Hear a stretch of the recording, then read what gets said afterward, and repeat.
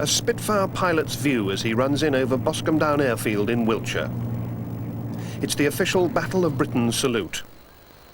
At this airshow, the past meets the present, and the present salutes the past.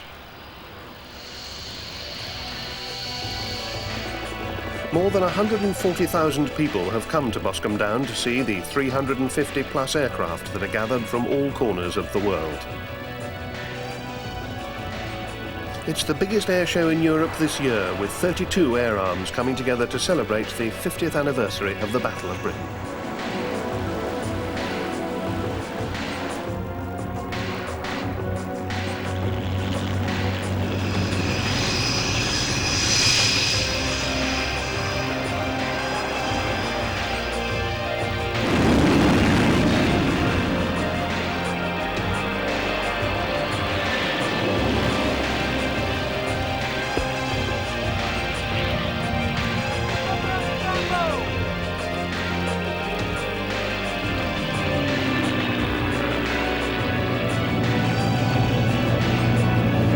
Organised by International Air Tattoo, and they're an integral part of the RAF's own charity, the Royal Air Force Benevolent Fund. The fund's president is His Royal Highness the Duke of Kent. 50 years ago this summer, Allied airmen, mainly in Spitfires and Hurricanes, fought a battle against the might of the Nazi Air Force in the skies above southern England. Most of them were young men, many of them not long out of school. Over 2,000 of the pilots were in the Royal Air Force, while others came from the armed forces of countries throughout the free world. Their courage and skill in the Battle of Britain saved our nation from defeat in the air and from the fear of invasion. It was a turning point in the war, but hundreds were to perish in that battle.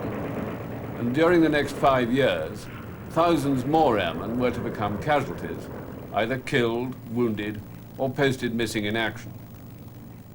The Royal Air Force Benevolent Fund, of which I have the honor to be president, continues its work of helping the survivors, the disabled, the sick, and the widows and families. The need for this help is all the greater now, as sadly many of these fine people are affected by frailty and disabling illnesses. This is a daunting task for the RAF Benevolent Fund, whose appeal is designed to enable us all to help in meeting this challenge. I am delighted that the Battle of Britain Air Show at Boscombe Down is playing its part in providing support to these people whom the nation is determined never to forget. With that thought in mind, here then is the Battle of Britain salute. An important part of that salute is an hour-long reenactment of some of the crucial aspects of the battle. It's a kind of flying theatre, a sonnet avion if you like, or a royal tournament with real aeroplanes. It starts with a graphic representation of the number of nationalities involved. Each of these parachutists, they're from the Joint Services Parachuting Club at Netheravon, each of them is carrying the flag of one of the 13 other nations from which the pilots in the battle came. They ranged from one Jamaican, and incidentally one Jew from what was later to become Israel, to no less than 141 pilots from Poland. Also represented are the flags of the British air arms involved, the RAF and the Fleet Air Arm. Of course, it wasn't only pilots that were needed. Lorries like these came trundling into the recruit training schools all over the country, full of young men and women who were to provide the backbone of support for the pilots and the aeroplanes. In that hot summer of 1940, 4/5 of the total Luftwaffe strength were ranged against Britain. More than 2,600 aircraft based on the nearby continent. More than half of those were bombers. Sadly, none of them are nowadays in flying conditions suitable for this airshow, so their presence is represented by two of the famous Messerschmitt 109 fighters, of which there were more than 800 in the battle. But before today's battle starts, let's look at a problem that every squadron suffered. Most of the new pilots streaming in had trained on old, slow biplanes. Some of them had as few as 5 hours' experience on the Spitfire, which apart from anything else was tricky to take off. There were no two-seater Spitfires in those days, so the first thing a new pilot did was to get airborne with a more experienced mentor chasing him and harrying him.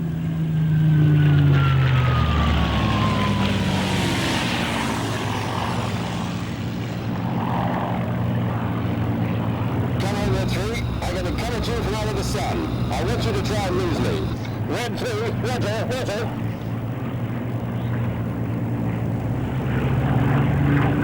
Come on, Red 2, I've had you in my sights at harmonization room. You're dead, boy. In fact, maybe it's a good thing the Sprog pilot has left the circuit, because arriving now is a very important hurricane. In it is the boss, the AOC 11 Group, Air Vice Marshal Keith Park.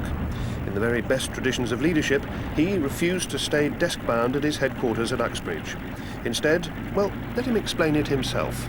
I spent every afternoon from after I thought the main attacks were over, 4 or 5 o'clock, I went out to the Northolt Aerodrome every afternoon in the week and climbed into my old Hurricane and flew around some of the aerodromes every day, 7 days a week, in order to talk to the pilots, the flight commanders, squadron commanders, to see how they were standing the strain, because I was caning them, I was working them to the limit of their physical and mental capacity. Air Marshal Park always wore a white flying suit on these occasions. Today his part is played by Group Captain Martin Widdowson, who commands RAF Coningsby. But anyway, the Air Marshal wasn't always right when he expected the day's raids to be over. And this time they meant business.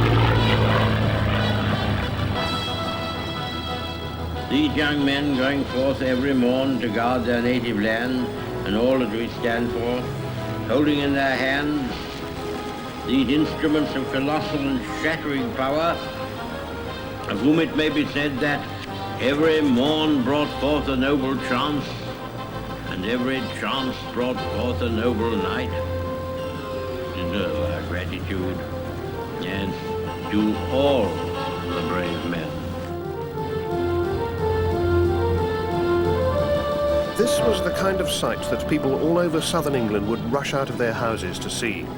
Of course, for them, the dogfights were more distant, often at heights around 20,000 feet. Today's audience gets a more grandstand view as the pilots dogfight much closer to the ground. But what was it like actually to destroy an enemy aircraft? This is how one of the great Battle of Britain heroes, Squadron Leader Ginger Lacey, described his first kill. I suddenly saw a Heinkel on a Messerschmitt 109.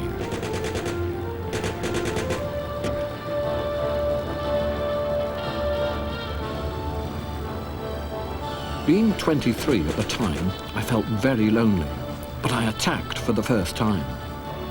According to the book, I had to open the throttle fully, which I did, but the Messerschmitt was only cruising, so I overshot underneath him, doing about 100 miles an hour more than he was, and I never fired a shot. Luckily, he didn't see me, and I was able to do a complete orbit, coming in behind him again.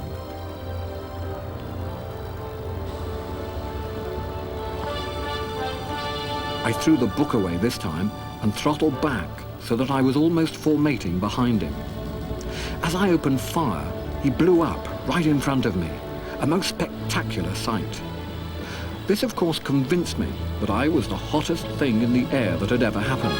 So I went down and attacked the Heinkel. This caught fire in a really satisfactory sort of way, and I returned to the airfield cock-a-hoop.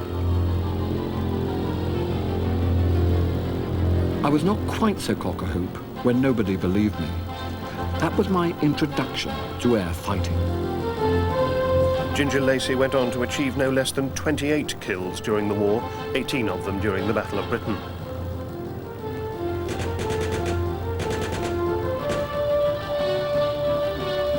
In fact, from the looks of this Messerschmitt, it's about to become one of those kill statistics. And this is the guy that did it. And there's the smoking result. The other sight that people prayed for at the end of a dogfight was the victory roll from the winner. Often when the throttle was closed on the Merlin engine, it would pop and bang, sometimes giving the uninitiated slight palpitations. Well, that's a brief look at the reenactment of those events of 50 years ago. Ever since then, Britain has thought it necessary to have a properly planned air defence capability. One of the squadrons here at Boscombe in the battle was number 56. They're still at it now, but their mounts are American McDonnell Douglas Phantom FGR-2s, and this is what a 56 Squadron scramble looks like today.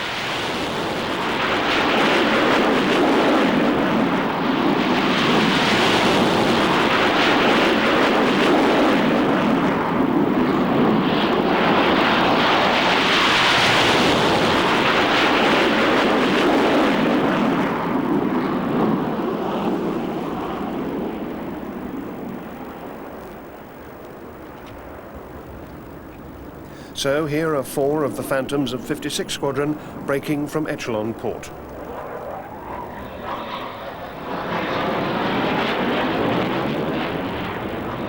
So that's what some of the present-day incarnations of the few are flying.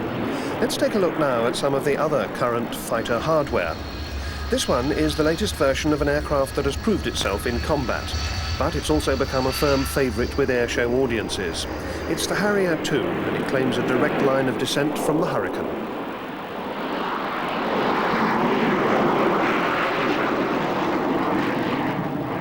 As you'd expect from a modern fighter, it's fast and agile. But the thing that always amazes people, no matter how many times they see it, is that it can come to a full stop and perform like a helicopter. Of course, that's not just a crowd puller. The ability to take off and land almost anywhere that's flattish is important to the military. Hence, for instance, the US Marines have this aircraft, as does the Royal Navy and the RAF. That version of the Harrier, the GR5, is mostly for ground attack, that's to say hitting things on the ground rather than in the air. This aircraft does nothing else. It's a sort of one-off design that came about because the US forces discovered in Vietnam that they didn't have anything that would do that job satisfactorily. These are A-10 Thunderbolts, known to their friends as tank busters, or rather unflatteringly, warthogs. They have huge firepower, a cannon that's 20 times more powerful than the aircraft guns in World War II. It fires an astonishing 4,200 rounds a minute. That's 70 explosive shells every second. The A-10 also carries 28 bombs, including laser-guided smart bombs or Maverick missiles.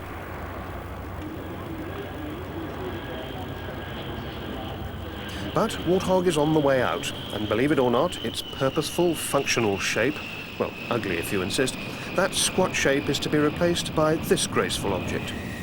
This is not one of your tank busters, or mud movers, as they say in the trade. This is an air defence fighter, a true follower of the Hurricane and Spitfire tradition. This is an F-16, American-built, but belonging to the Royal Netherlands Air Force. See its Sidewinder missiles on the wings there. They're for shooting down other aeroplanes. Well, actually, only the inboard ones are Sidewinders, dummies of course. The things right on the wingtips are smoke generators just for the display. And this, or rather a toughened ground attack version of this, will soon take over from the A-10 Warthog.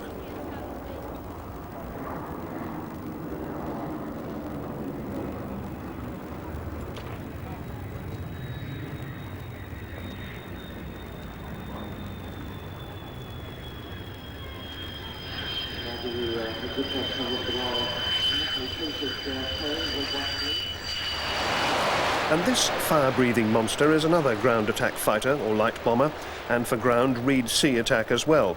This is the Seppercat Jaguar, with its rather duck-like undercarriage.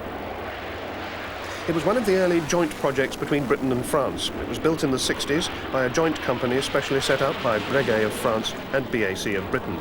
It's still in service with several other countries, as well as Britain and France.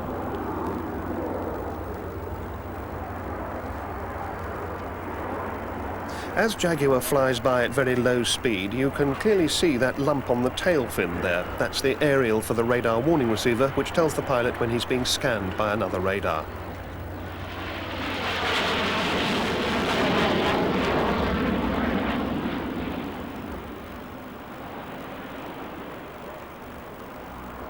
And here's an aircraft that owes its continued existence to the Jaguar. In the 70s, the French Navy was going to replace its carrier-borne fighter bomber, the Étendard, that means standard, with a special naval version of the Jaguar. That never came about, partly because the British half of the team wasn't interested. So the French developed this, the Super Étendard. It was Argentine Étendards that caused so much damage to the British fleet in the Falklands with their Exocet missiles. Anyway, you can see the arrestor hook under the tail there for carrier landings and the refueling probe above the nose.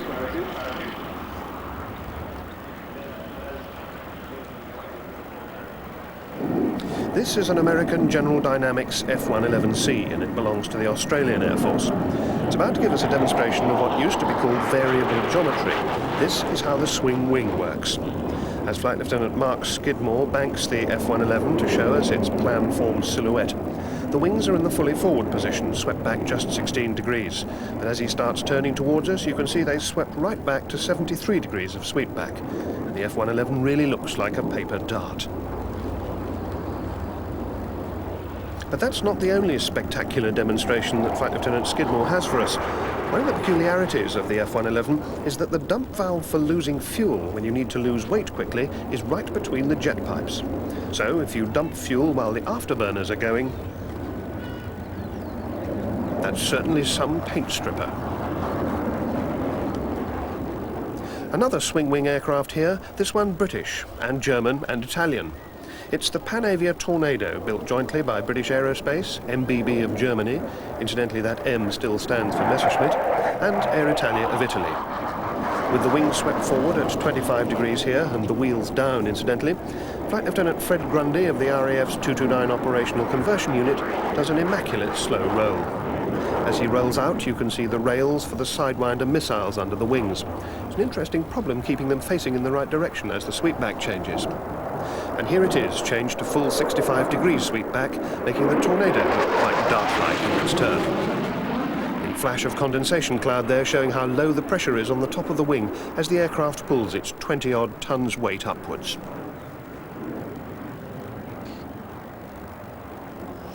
Flight Lieutenant Martin Parker, the navigator, obviously enjoying himself, as Fred Grundy demonstrates a unique feature of the Tornado, those so-called buckets that reverse the thrust of the engines for shorter landings. One of the striking things about this airshow is the number of formations to be seen. We'll take a closer look at 3 of them now, with another 2 to come later. These are a group that you won't often see in this country. They're McDonnell Douglas CF-18A Hornets of the Canadian Armed Forces.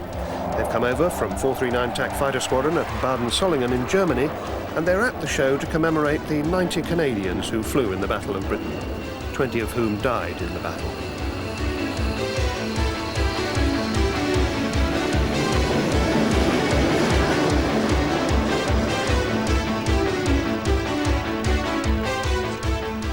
Next, one of the national aerobatic teams. These are the Casa 101 Aviajets of the Spanish Air Force. They are the Team Aguila, Eagle Team. All 7 of them do a lovely formation takeoff. Notice how the rear section of 3 gets airborne before the first 4. Those St Andrews crosses on the tail show that these aircraft come from the Spanish Central Flying Academy. Although the show is highly professional, the pilots are only part-time formation team members. They have to practice at the beginning and end of their normal working day as advanced flying instructors.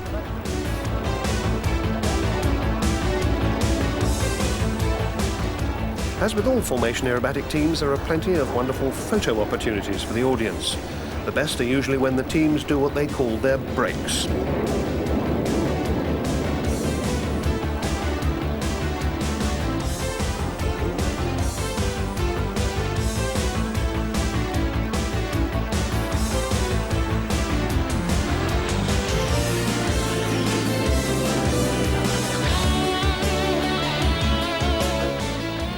The Canadians, who we saw just now, are not the only people to have the Hornet. The Team Aguila have a formation shaped after the Hornet, and it's from that shape that they do their final fan break.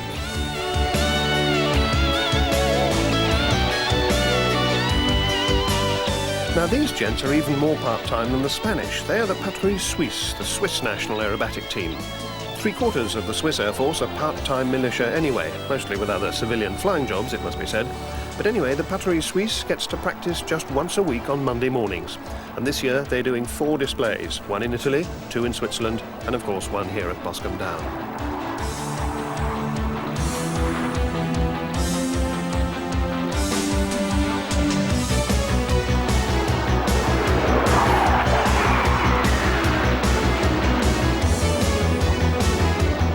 The great thing about the Swiss Air Force, though, for the older aviation buffs, is that they still fly the Hawker Hunter, one of those links in the chain between the Hurricane and the Harrier. The Hunter is universally recognised as one of the great early jet fighters. It dates from 1951, and it was at one time the holder of the world speed record. Here, with the main formation of the Patrouille Suisse going in one direction and a solo heading towards it, is what's universally known amongst aerobatic teams as a goose.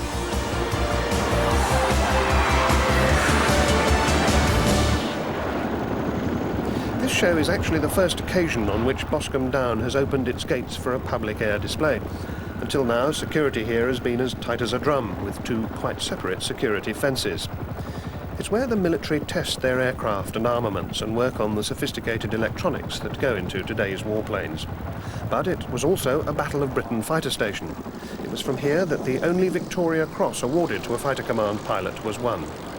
This Hurricane bears the markings GNA of Flight Lieutenant James Nicholson, who won the VC for pressing home an attack whilst severely burnt in the skies over Southampton. Post-war history at Boscombe saw such highlights as the early flights of TSR-2, the tactical strike and reconnaissance aircraft that was to replace the Canberra. The whole project was scrapped on government orders in 1966, just days before the second prototype was due to fly. Here's another aircraft right on the cutting edge of contemporary technology, taking off from another secret base, this time the so-called Lockheed Skunk Works in California. This is the highly secret F-117A, the stealth fighter. This is the extraordinary shape, along with the use of non-reflecting surfaces, that enable this very expensive piece of technology virtually to avoid detection by conventional radars. Well, let's turn our attention from the esoteric and secretive to the almost blatant showmanship of Richard Good and the brand new Proteus Extra 350. Let's get the name sorted out first. Proteus is the petrol company that sponsors this and other exciting aircraft. Extra is the name of the German Walter Extra, who designs and builds these World Championship class aerobatic aircraft. And 350, well, with only a little imagination, that's the horsepower of the Lycoming engine. As for Richard Good, well, he's a very tough cookie. In this display, he puts himself through +8 G when his body weighs 3/4 of a ton, to -6 G when there's a half-ton force trying to pull him out of his straps.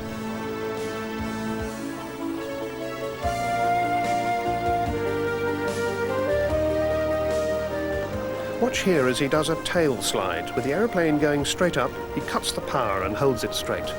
The speed drops off to 0, and then still pointing upwards, the aeroplane slides backwards before it tips over. You have to hold the controls very firmly because with backwards airflow, they can be slammed onto their limiting stops and damaged.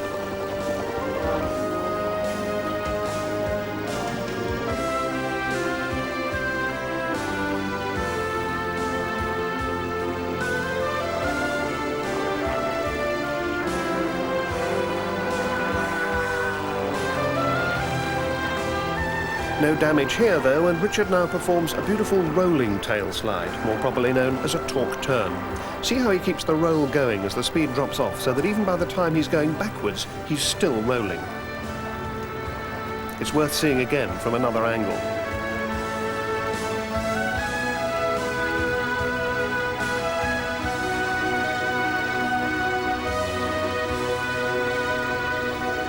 As you might expect, Richard Good has his own upside-down way of taking his leave of the Spitfires that are here for the salute. We've actually got 13 of them today, as well as 2 Hurricanes. It would never have been possible to get this many historic aircraft together in flying condition without years of dedicated care and attention to their needs.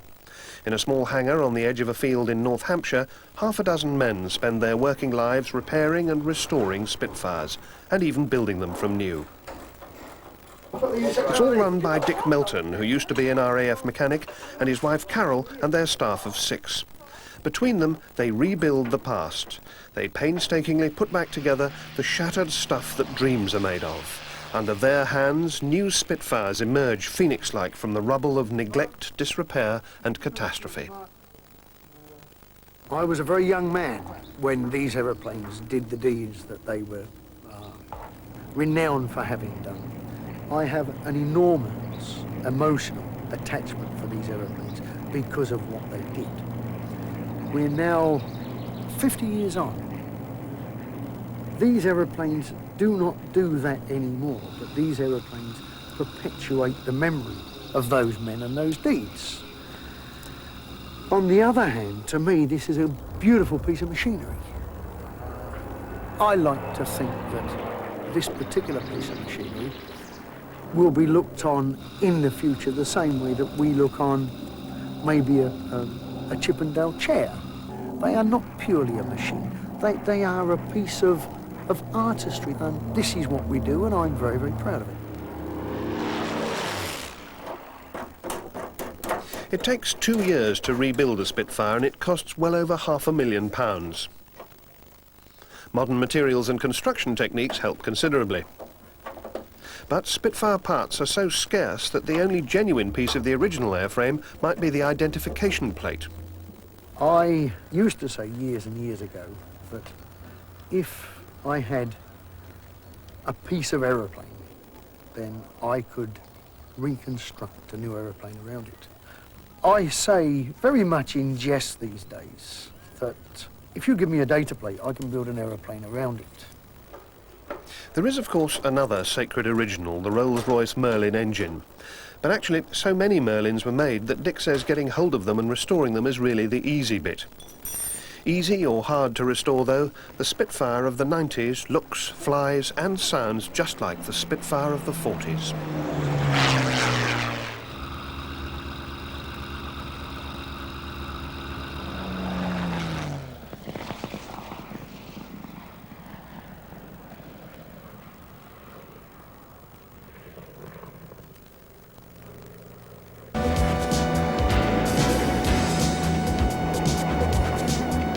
We welcome you back to Boscombe Down with the one ingredient that no big air show in Britain can do without, the Royal Air Force aerobatic team, the Red Arrows, in their 9 British Aerospace Red Hawks.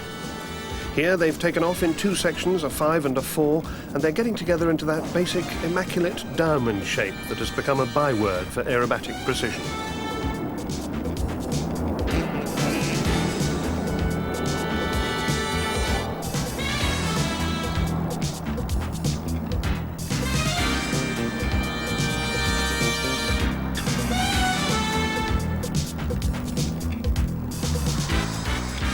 From the diamond, though, they change into all sorts of other shapes, like this, the feathered arrow.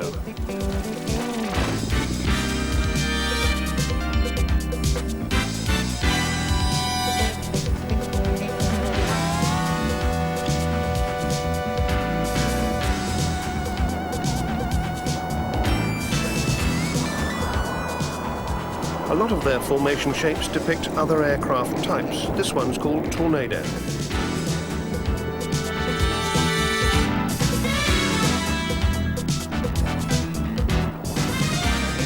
Now they change into a new shape for this year, named after the Soviet fighter Flanker, with its small canard wing at the front.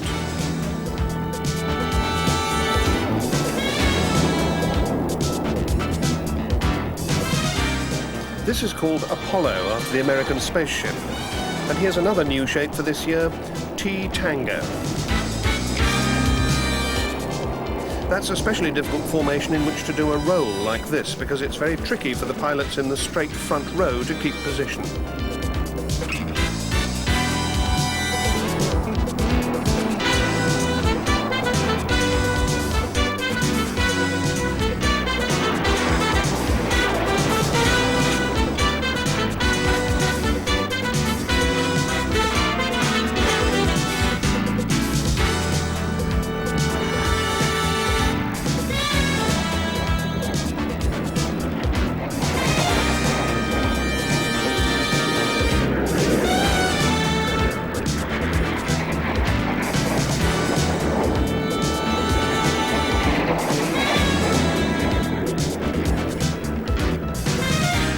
two are called the synchro pair because of their synchronized as opposed to formation aerobatics, and this is a new maneuver for them. They call it the revolver.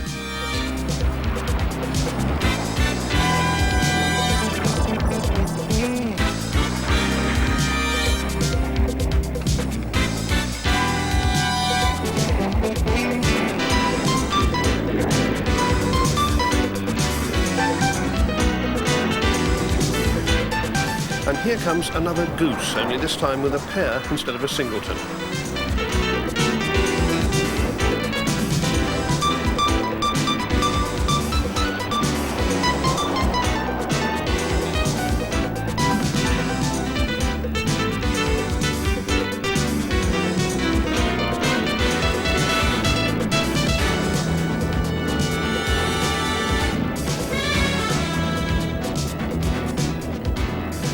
The Red Arrows are a full-time display team, although they do have a war role in which their aircraft would quickly be camouflaged and remodified to carry missiles and guns. But each year in October, they start out with 6 team members from the season just finished and 3 new members. They train throughout the winter and they get their clearance for their display in April. Between then and the end of September, they do more than 100 displays. This year, they've broken new ground by going to Moscow.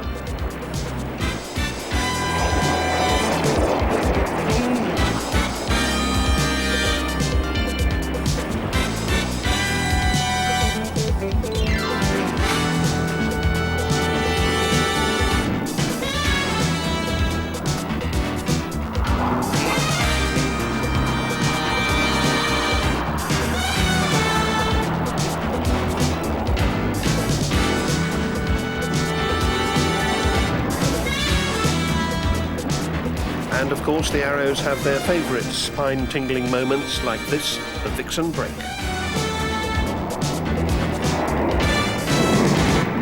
In some contrast, here's a complete newcomer to the British airshow scene. It's Czechoslovakian, and as with the Canadians and the Australians, it's at the show to commemorate the 87 Czech pilots who flew with great distinction in the Battle of Britain. 7 of them died in the battle. But the L410 turbolet light transport aircraft is a good performer in its own right.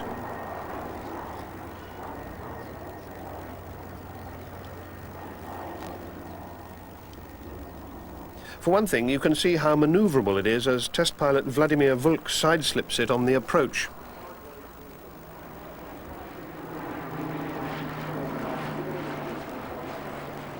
Not only that, but he seems almost to be able to loop it. Very untransport-like. But the turbolet's real forte is short landings, helped in this instance by immaculate positioning by Vladimir Vulk. Listen for the 3 squeaks as the wheels touch almost simultaneously. And instantly, it's stopped. Of course, that landing was helped by the reverse thrust of the propellers. And here, Vladimir is using differential reverse to spin his little beauty on a sixpence. Or should that be a krona?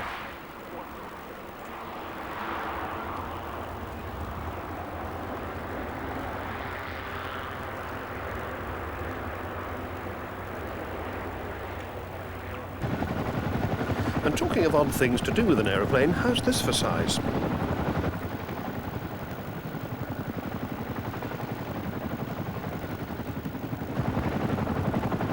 Like some great child's toy, doesn't it? Or perhaps a begging dog with its front paws tucked under in supplication. What it actually is a Boeing Chinook HC-1 of number 240 Operational Conversion Unit at Odium in Hampshire. And the man doing these odd things with it is Flight Lieutenant Peter Ward, who's an instructor on the OCU.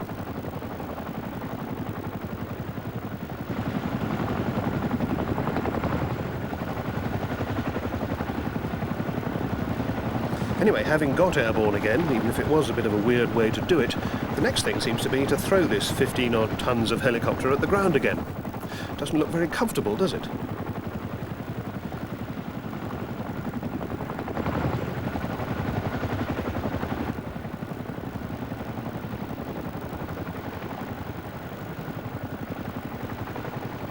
On a more serious note, these Chinooks are amazingly rugged. After 3 of them were lost in the Falklands when the Atlantic conveyor was sunk, the one remaining Chinook just kept going through all the appalling weather and with an almost total absence of spare parts. It's its maximum capacity is supposed to be 80 passengers, but in emergency it was carrying well over 100.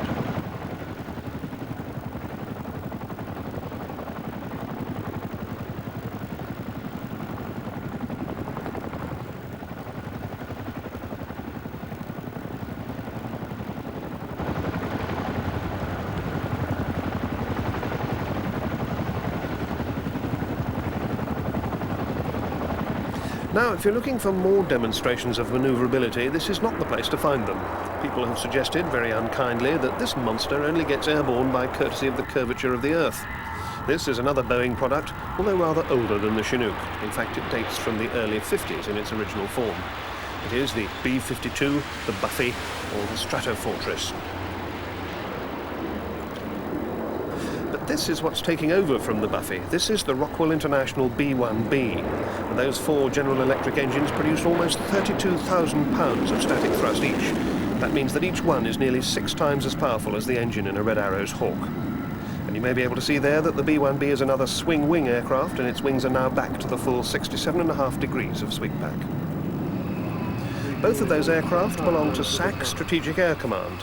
And SAC needs airborne refuelers like this KC-135R. That's the refueling boom waving up and down.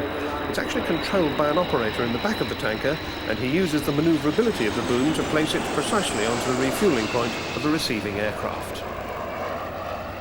But anyway, here's the B-52, not in need of fuel today, but back for a fast pass by the airfield.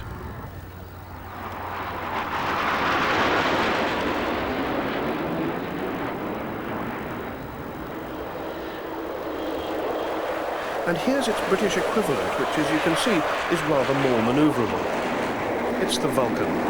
Mind you, before we start feeling too superior, let's not forget that the B-52 is still in service, and this Vulcan is the only one left flying after the Vulcan squadrons were disbanded in 1984. Every season we hear that it's going to be the last one for the Vulcan, but we're always grateful to see its graceful shape again the next year.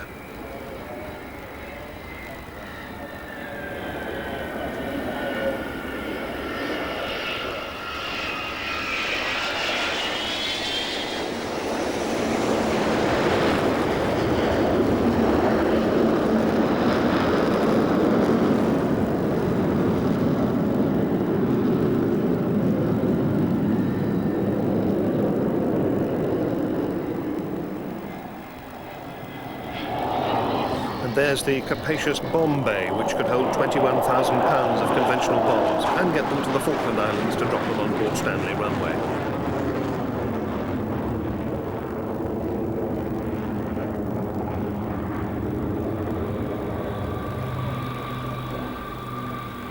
And here's an even more venerable lady, although not quite going back to Battle of Britain days. The Avro Lancaster, one of only 2 left flying anywhere. Another look at a sizable bomb bay there. Although the Battle of Britain was over before the Lancaster came on the scene, this one belongs to the RAF's Battle of Britain Memorial Flight, and it flies as a permanent tribute to all the aircrew who lost their lives in World War II. Nearly 7,400 Lancasters were built during and just after the war, and almost half of those were lost on operations.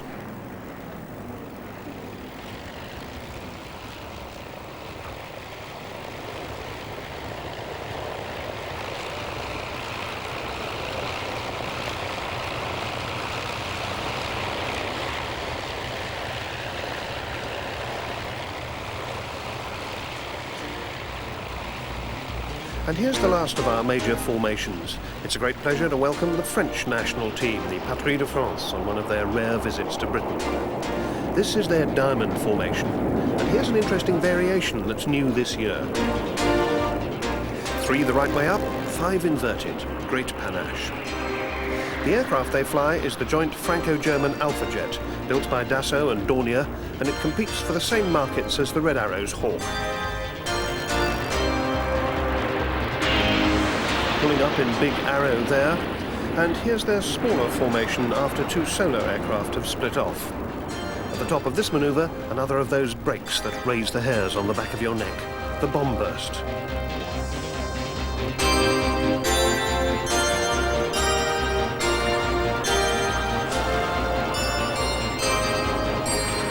And prepare yourself for another, even more exotic break.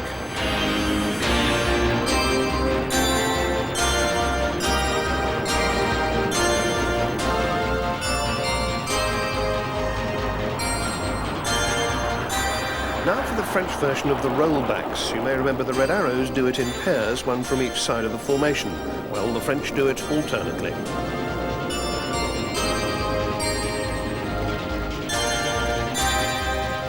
But now as two Vics of 3 split on their way up, I think this is my favourite manoeuvre of the whole season. It's a heart shape they're describing. Several teams do that, but nobody has a heart quite like the French.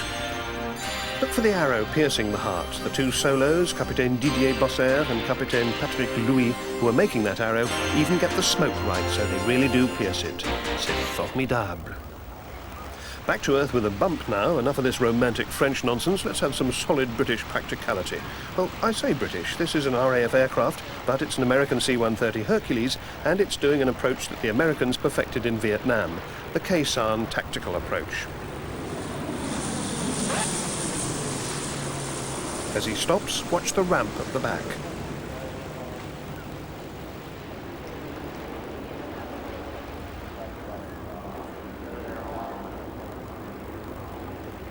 The C-130 is probably the most versatile aircraft in the world. Although many of its users, like the RAF, are the conventional armed services of nations everywhere, one of its more unlikely roles is with the US Coast Guard alongside their amphibious helicopter fleet. The Coast Guard is engaged in its own particular battle, a battle that's very different from 50 years ago. Now the enemies are the drug barons. On an average day, the Coast Guard seizes 3,500 pounds of marijuana and cocaine, much of it from Central America.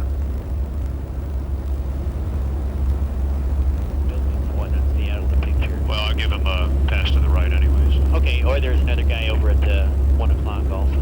Big? Medium. Is that guy over there? It looks like he's any kind of wolf on him, or... Well, I don't know. We can certainly go check them. Any boat in these waters is suspect and can be checked out.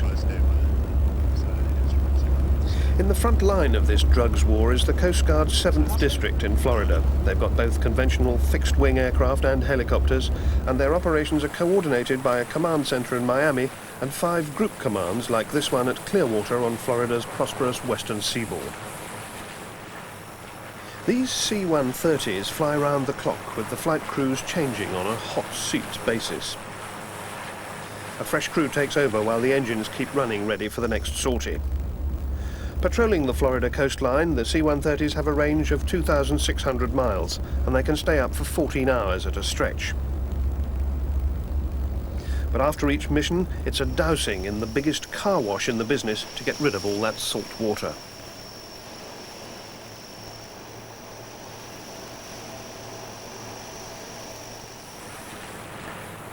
Much of the Coast Guard's time is spent on practice drills.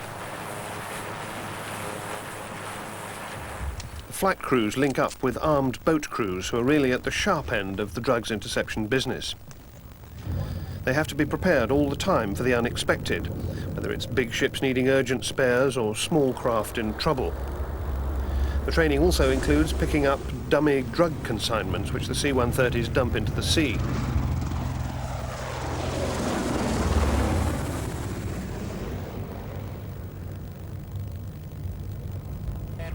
Rescue checklist complete, ready for 1 trail line, way back delivery to imaginary target. Okay, picking imaginary target, go on hotline, copy in. Port right, easy, hold,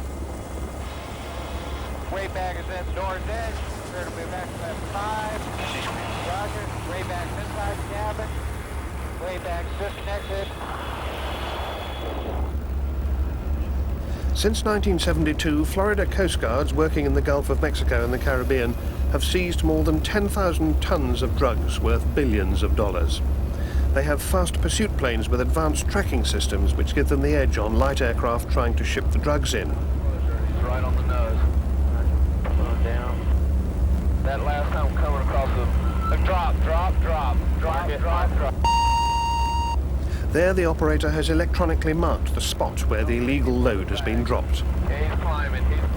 And no, this isn't the result of drug baron sabotage. They really do have amphibious helicopters.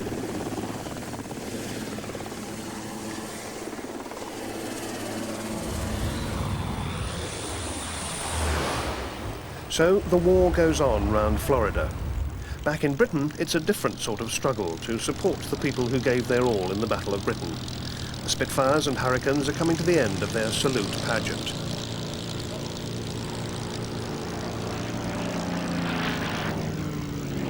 Between June and October 1940, 2,949 aircrew took part in the Battle of Britain. All but 600 were in the RAF. As we've seen, others came from Australia, Canada, Czechoslovakia, France, the United States. In all, 14 nations fought the battle on the Allied side. In the words of the poem, the average Battle of Britain pilot was a common, unconsidered man who for a moment of time held the whole future of mankind in his two sweating palms and did not let it fall.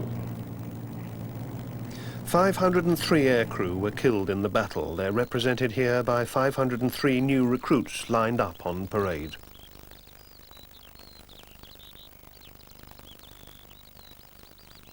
The gratitude of every home in our island, in our empire, and indeed throughout the world, except in the abodes of the guilty, goes out to the British airmen who, undaunted by odds, unwearied in their constant challenge and mortal danger, are turning the tide of the world war by their prowess and by their devotion.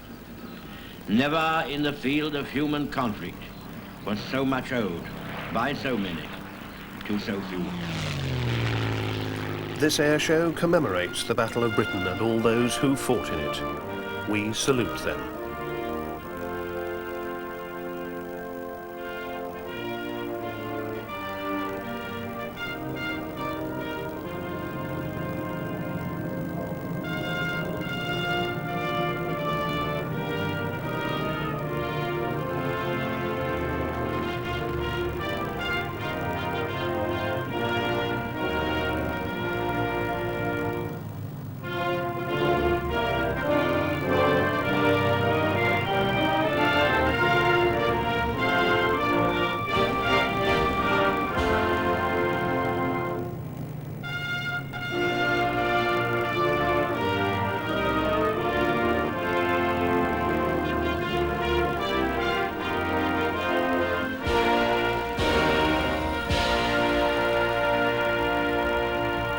Well, that's it from Boscombe Down on this 50th anniversary salute. We leave you in the pilot's seat of a Spitfire 50 years on in the sunny skies over southern Britain.